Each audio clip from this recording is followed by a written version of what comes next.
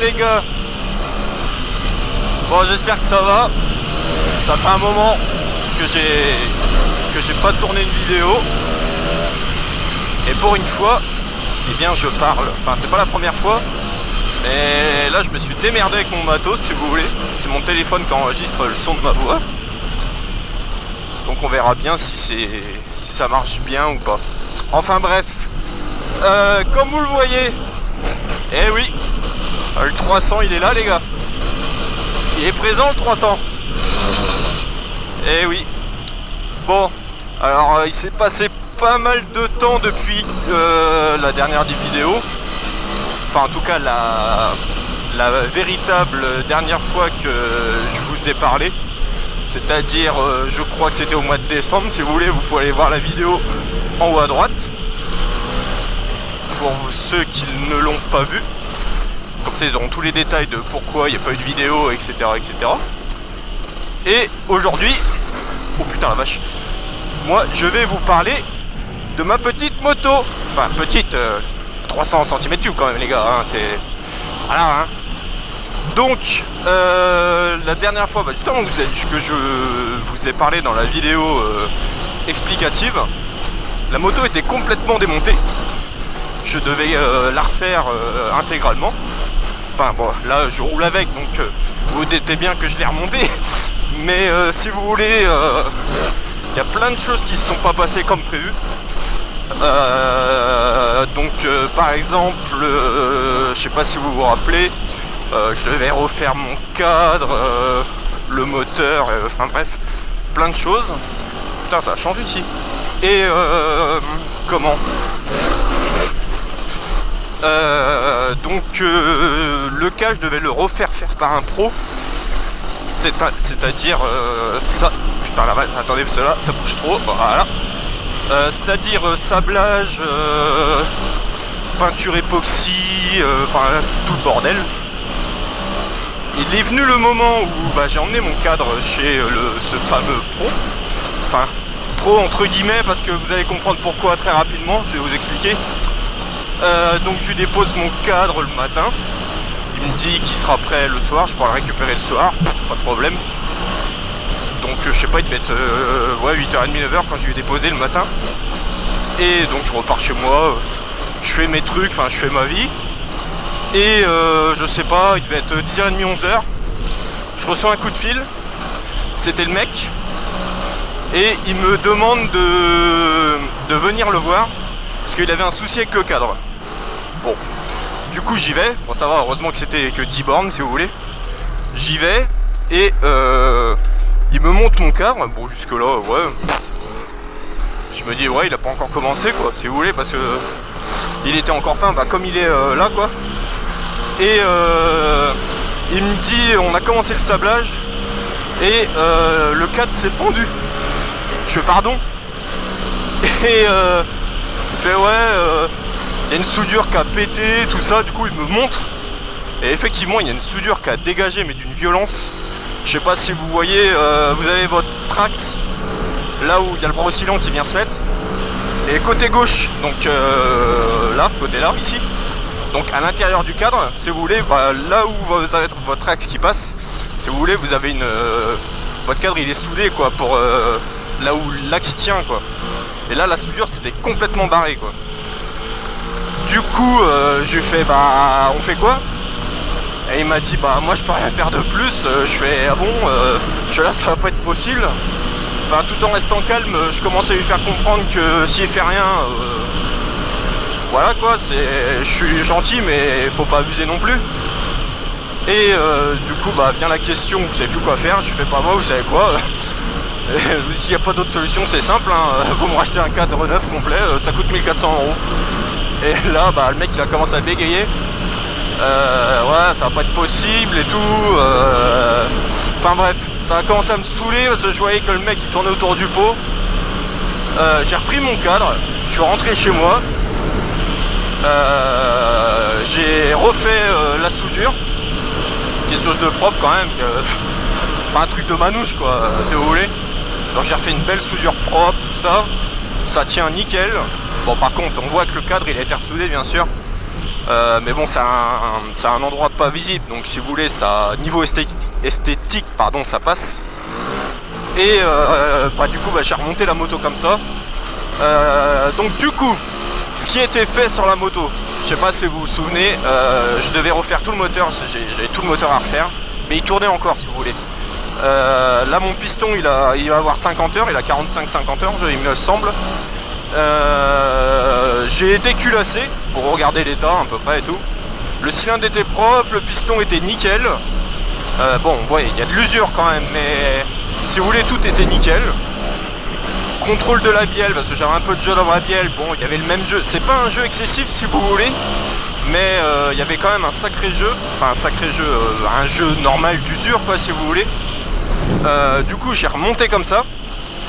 Et je ne sais pas si vous vous souvenez, le fait que je l'avais démonté, c'est parce que à la dernière vidéo que j'ai faite justement, elle avait calé net quoi. Et c'était un problème d'allumage. Et le problème d'allumage, j'ai galéré les gars, hein, parce que j'ai mis 3 semaines faciles à trouver la panne. Alors j'ai changé bobine de tension, parce qu'apparemment elle était en court jus, c'était toujours pas ça. Donc après je me suis dit bon vu la gueule du faisceau électrique là on va le contrôler. Du coup j'ai dénudé tout le faisceau, j'ai contrôlé tout le câblage etc. Le câblage était nickel. Et du coup il restait plus que 2 solutions, c'était soit le stateur d'allumage ou le boîtier CDI quoi. Sachant qu'il faut savoir que le boîtier CDI qu'il y a dessus, c'est pour ceux qui connaissent un peu gaz, c'est un boîtier CDI Kokusan double courbe. Donc c'est assez, comment dire, faut avoir de sacrées finances quoi pour assumer. Du coup le problème c'est que contrôler un boîtier CDI faut du matos quoi. Genre limite c'est oscilloscope et tout le bordel. Ce que je n'ai pas bien sûr. Du coup ce que j'ai fait, j'ai démonté mon volant magnétique. Je me suis démerdé pour le monter parce que si vous voulez pour démonter le volant magnétique il faut un extracteur. Du coup miracle, j'ai un pote qui en avait un. D'ailleurs s'il se reconnaît, un grand merci. D'ailleurs faut que je le ramène. Je te l'ai toujours pas ramené. Et ensuite donc une fois le volant magnétique démonté, contrôle du stator, et il s'avère que la bobine, celle qui fournit l'étincelle à votre bougie, et elle était complètement cramée. Et vous allez comprendre tout de suite pourquoi elle était cramée. Si vous voulez, donc on remonte au mois de septembre, hein, donc c'est assez loin quand même. Hein. J'avais installé un éclairage. Bon, je pense que vous vous en souvenez. Ici j'avais installé 2 spots LED. Et ce qu'il faut savoir aussi que sur ma moto, c'est que moi j'ai pas de batterie si vous voulez. Sans celle-là il n'y a pas de batterie. Et du coup je m'étais branché direct à l'alimentation du phare. Enfin j'avais fait quelque chose de propre. Hein. J'avais mis un régulateur de tension. Enfin j'avais pas fait ça à l'arrache si vous voulez quoi. Et donc ça a roulé 3 jours avant la course d'endurance que je devais faire, enfin que j'ai faite quand même, mais je l'ai pas faite avec ma moto. Et j'avais un doute, parce que ça fait 2 ans que je l'ai. Et enfin niveau électrique, que ce soit électrique ou mécanique, j'ai jamais été emmerdé avec cette moto. Si j'ai changé une fois un radiateur, c'est tout, parce que je l'avais complètement éclaté. Mais c'était de ma faute quoi si vous voulez. Après sinon c'était entretien quoi, piston, vidange, etc. quoi. Enfin bref. Et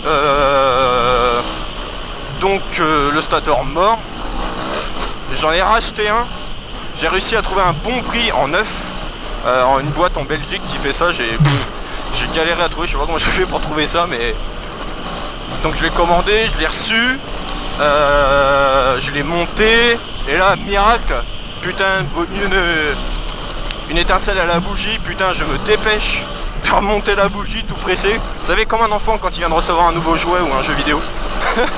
Et là je lui mets 3 coups de kick, la moto elle démarre au quart de tour 5 mois après. Et là je me dis putain comme quoi, c'est vrai que les soucis électriques sur une moto c'est un peu la galère quoi. Enfin bref, donc ça la panne s'était réglée, elle tournait. Donc vu que le cadre était démonté, j'en ai profité pour tout changer. Roulement de colonne de direction qui était complètement rouillé, tout était mort. Le kit roulement de biellette de suspension derrière. Kit roulement de bras oscillant. Les deux roulements de roues sont neufs. Enfin si vous voulez niveau partie cycle, tous les roulements sont, enfin la partie quoi, tout est neuf quoi, au niveau de la partie cycle. Il me reste juste le moteur à m'occuper quoi. Mais après le moteur, ce qu'il faut savoir c'est que si je le refais complètement, j'en ai pour un bon billet quoi. Et sachant qu'en ce moment bah, c'est pas la joie de mon côté, enfin bref, je pense que tout le monde est dans le même cas que moi. Eh bien j'ai... Bon, je me suis dit la moto elle est 2011. Elle va avoir, donc on est en 2018, elle va avoir, elle a 7 ans, non? Oui c'est ça. Non, 8 ans. Et bon, je me suis dit, bon, on va essayer de changer de moto quoi, faudrait passer sur autre chose quand même quoi. Sur le 300, c'est clair que voilà, c'est bien, c'est une moto souple, enfin souple, ça dépend comment vous la réglez après quoi, mais... Ah oui d'accord, ah ouais putain la vache.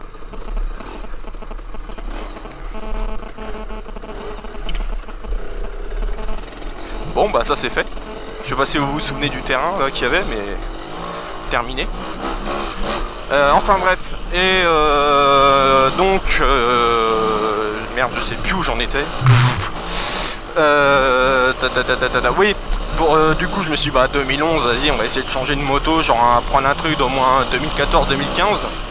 Du coup j'ai remonté toute la moto, j'ai changé le principal, enfin tout ce qui était mort en général quoi. Et bon là ce qu'il faut savoir c'est que dessus, voilà, vous le voyez pas, mais il n'y a pas de kit déco, elle est brute quoi.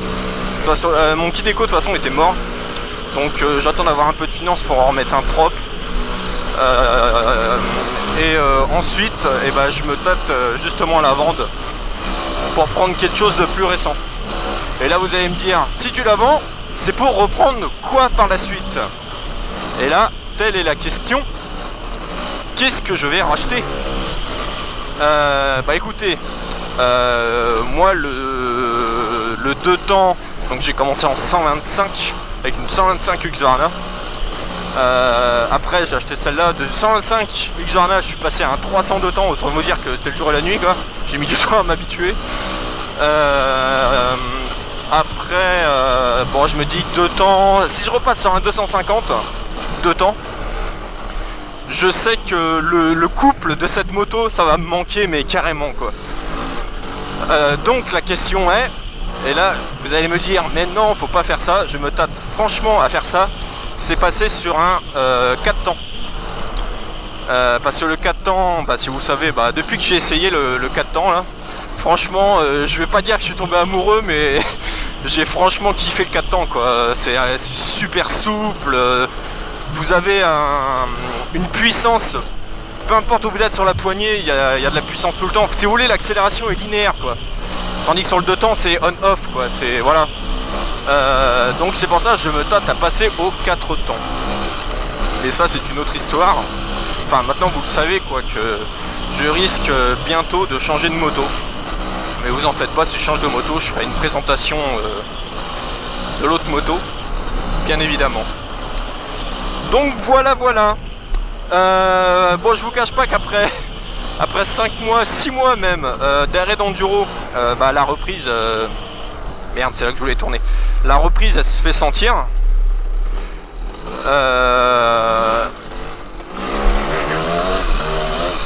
Comment? Si vous voulez, je force un peu, voilà, les bras ça tire un peu quoi, les jambes c'est pareil. Bon après faut que je me réhabitue quoi, c'est... Voilà. Donc on va reprendre tranquillement l'enduro. Je vais essayer de prendre un rythme aussi pour faire des vidéos. Parce que bon, comme vous le savez, Clément il est pas là. Il est parti, déjà il s'est blessé, ah oui j'avais pas dit ça. Il s'est blessé, enfin si je l'avais dit, il s'est blessé. Donc lui la moto, je pense que cette année ça va être très tendu. Je pense que là à mon avis la moto pour lui ça sera pas avant l'hiver prochain. Peut-être, je pense qu'il va insolent comme il est, je pense qu'il va en refaire, mais genre en mode balade cet été, je pense.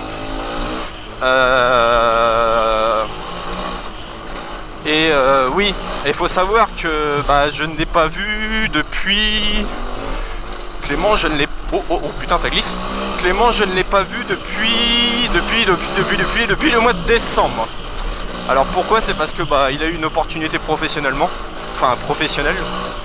Et du coup, bah, il est parti habiter dans le sud, à côté de Bordeaux pendant 6 mois. Donc il va pas revenir avant cet été, je pense, le mois de juin, mai-juin par là. Et voilà. Du coup, bah moi je roule tout seul comme un clampin. Mais bon, à côté de ça, vous en faites pas. Hein, là, je reprends, si vous voulez, ça fait quoi? Même pas 2 jours que je refais de la moto là. Mais vous en faites pas, je ferai des sorties avec le club où on est. On essaiera de faire des petits trucs sympas quand même. Donc voilà. Bah sur ce, je crois que c'est tout ce que je voulais dire. Et puis bah moi je vais aller rouler tranquillement. Et puis voilà. Bon, sur ce les gars, moi je vous dis à très bientôt. Je vais essayer de reprendre bien les vidéos là, un bon rythme. Peut-être pas enchaîner les vidéos à fond, mais je pense que déjà allez, si j'arrive à tenir un rythme de 2 vidéos par mois, ça serait bien quoi. Ça serait bien. Au minimum au moins une toutes les 3 semaines, ça serait bien. Ah oui, aussi, avant que je m'envole vers d'autres horizons, je tiens à remercier, parce que malgré ça, la chaîne elle est pas beaucoup active. Je tiens à remercier les personnes qui s'abonnent à la chaîne alors qu'on fait pas de vidéos. C'est mine de rien, je regarde, les abonnés, ça monte tout doucement mais sûrement. Donc là, il me semble qu'on est à 333 à l'heure actuelle, ou 334 abonnés.